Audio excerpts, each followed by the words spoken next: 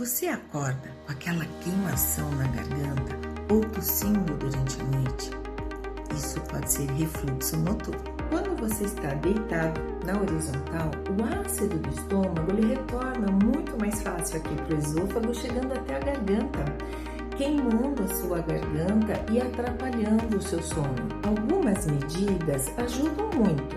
Por exemplo, jantar cedo, esperar pelo menos 3 horas depois que comeu para deitar, elevar a cabeceira da cama, elevando desde o tronco, não só a cabeça, evitar de tomar café, bebidas alcoólicas à noite ou de ficar tomando muito líquido perto da hora de dormir.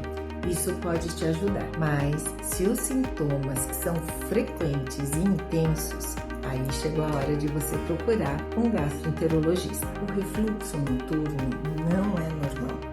Ele pode causar inflamações no seu esôfago, na sua garganta, além de atrapalhar o seu sono. Vamos investigar e tratar de forma adequada?